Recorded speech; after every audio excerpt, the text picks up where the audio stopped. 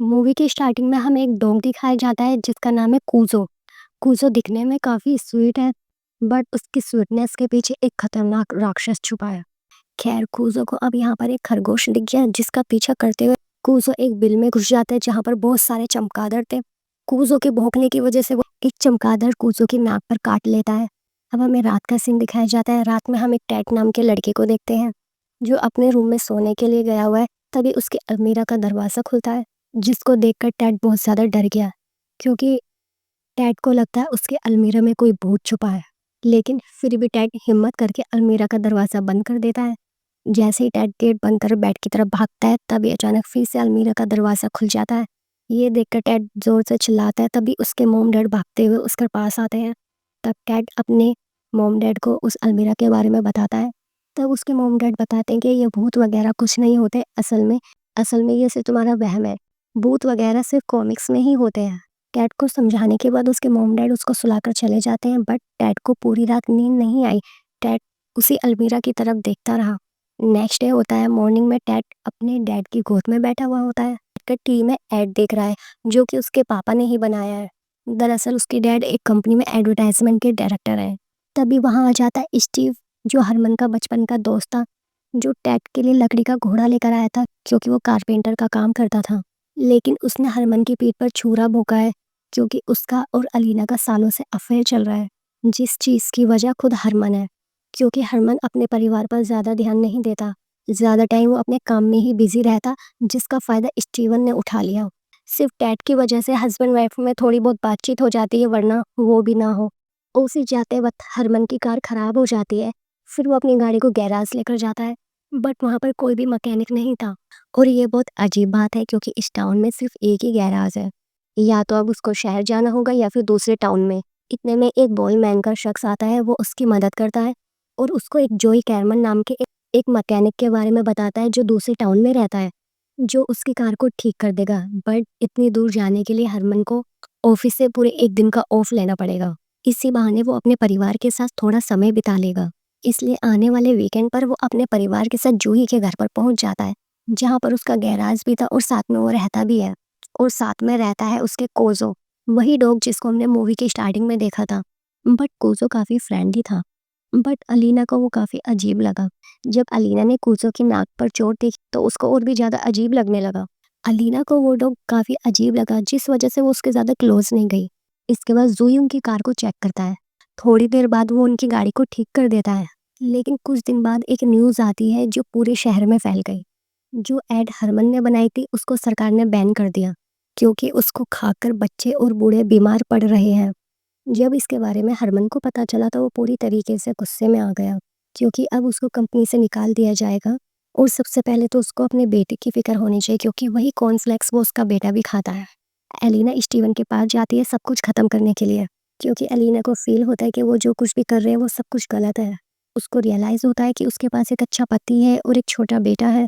इसके अलावा और ज़िंदगी में उसको क्या चाहिए। लेकिन स्टीवन ये सब मानने वाला नहीं था। वो वहीं पर उससे लड़ाई करने लग जाता है। तभी वहाँ से हरमन गुजरता हुआ स्टीवन को देख लेता है, बट कार की स्पीड ज़्यादा थी, वो क्लियरली उनको देख नहीं पाता। इसलिए हरमन यू टर्न लेकर वापस आता है, बट तब तक वो लोग वहाँ से जा चुके थे और हरमन सोचता है शायद ये उसका वहम होगा। फिर हमें दिखाया जाता है अलीना टैट को स्कूल लेने गई हुई है। जब वो टैट को स्कूल से वापस लेकर आते हैं तो उसको थोड़ा डर लगने लगता है, बट ऐसा कुछ नहीं था, सब कुछ नॉर्मल था और सब कुछ अच्छा चल रहा था। फिर हमें जूही का घर दिखाया जाता है जहाँ पे चीज़ें कुछ भी नॉर्मल नहीं थी, क्योंकि कूजो की तबीयत खराब होने लगी थी। अब कूजो शोर से इरिटेट होने लगा है। तभी हमें जूही को दिखाया जाता है जहाँ पे उसकी पत्नी सेलिना ने लॉटरी जीती है और उस पैसे से वो जूही के लिए हाइड्रोलिक मशीन खरीद कर ले आती है। इसी को कहते हैं सच्चा प्यार। लेकिन प्यार के बदले में अब सेलिना को एक रिटर्न गिफ्ट चाहिए। वो चाहती कि वो उसको लेकर बहन के घर जाने दे और वो मान जाता है। फिर अपने दोस्त कैरी के घर पर गया। वहाँ पर वो दोनों मिलकर ड्रिंक करते हैं और कुछ बातें करते हैं। वो अपने दोस्त से कहता है इस बीच हम बहुत ज़्यादा मस्ती करेंगे, इंजॉय करेंगे। साथ ही वहाँ पर कूजो भी आ जाता है जो अचानक भौंकने लगता है। तब गैरी उस पर चिल्लाता है, बट जूही को ये पसंद नहीं आता। गैरी का कहना था कि उसका कुत्ता कुछ नहीं कर पाया, जो कि जूही को पसंद नहीं आता। सीन शिफ्ट होता है, हमें हरमन को दिखाते हैं जिसको 10 दिन के लिए बाहर जाना था, क्योंकि बोर्ड मीटिंग होने वाली है जिसमें ये डिसाइड किया जाएगा कि उसका आगे फ्यूचर में क्या होगा। इसलिए जाने से पहले वो अपने परिवार के साथ कुछ अच्छा वक्त बिताना चाहता है। आज हरमन खुद डैड को स्कूल लेने गया और वहाँ अचानक स्टीवन आ गया और एलिना के साथ ज़बरदस्ती करने लगा, जिससे वहाँ पर सामान वगैरह गिर जाता है। इतने में वहाँ पर हरमन आ जाता है। तभी हरमन बिना कुछ बोले समझ जाता है कि वहाँ पर क्या चल रहा है। इसलिए हरमन डैड को बाहर भेज देता है और बिना कुछ बोले खुद भी बाहर जाकर एलिना की कार को ठीक करने लगा। लेकिन कार ज़्यादा ख़राब थी, इसलिए अब उस गाड़ी को जूही के पास लेकर जाना होगा। इसलिए वो गाड़ी को वहीं छोड़कर निकल जाता है। उसी रात हम डैड को देखते हैं जो कूजो को ढूंढते हुए बाहर आ जाता है। बट आज वो कुछ अजीब ही बिहेव कर रहा है। जब उसने डैड को देखा तो वो गुर्राने लगा। फिर कोहरे में वो कहीं चला गया। बट रियल में कूजो को क्या हुआ है वो तो वो खुद भी नहीं जानता।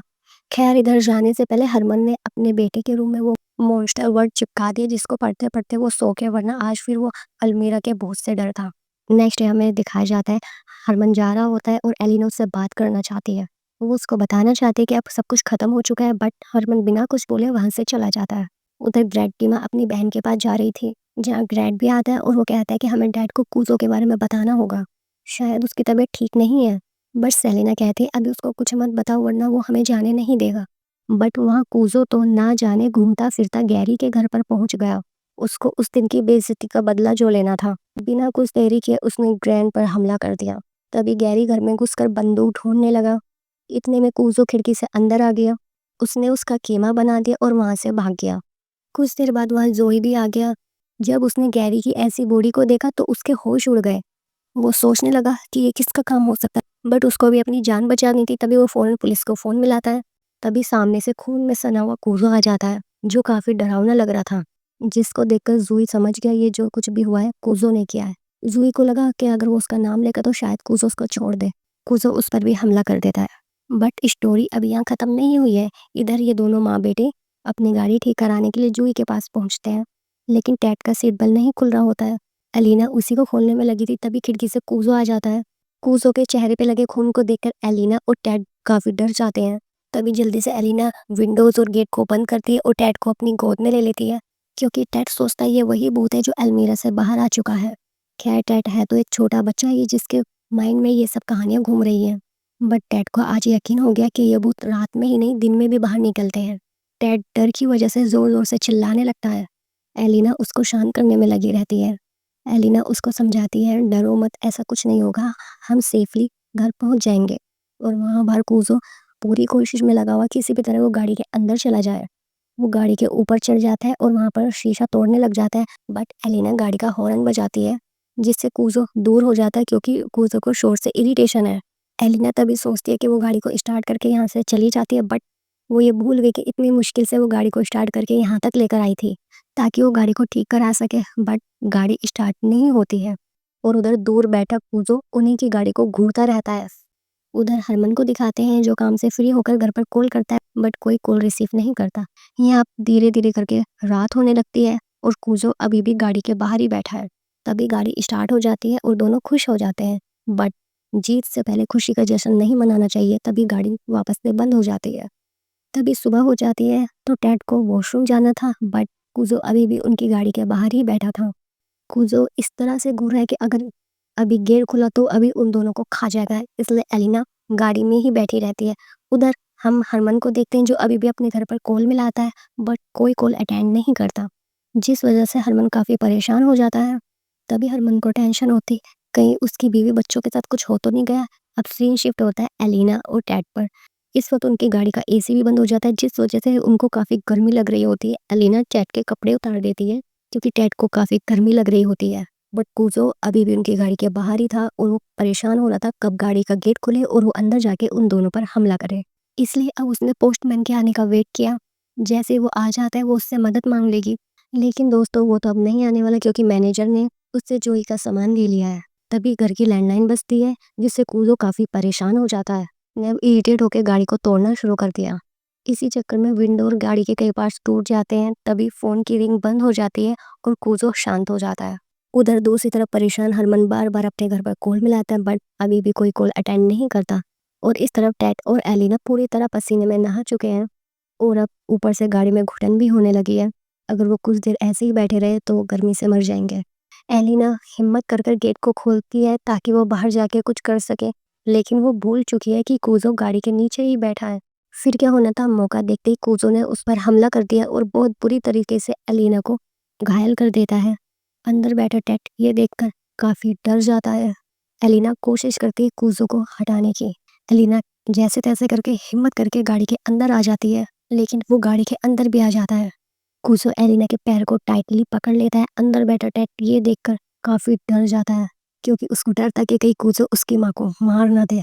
लेकिन एलिना जैसे-तैसे करके एक ज़ोरदार लात मारती है, जिससे कूज़ो बाहर जाके गिरता है और फिर तुरंत ही एलिना गेट को लॉक कर लेती है।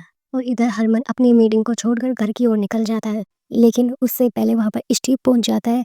किसी को घर में ना पाकर वो पूरे घर को तहस-नहस कर देता है। जब तक हरमन वहाँ पहुँचता है, स्टीव जा चुका था। हरमन को यकीन हो जाता है कि ये काम स्टीवन का ही है, क्योंकि वहाँ पर एलिना और टेड भी नहीं थे। उसको लगता है हो सकता है कि स्टीव उन्हीं के साथ है। और उधर एलिना और टेड को दिखाते हैं, जो बेचारे बहुत ज़्यादा परेशान गाड़ी में फंसे हुए होते हैं।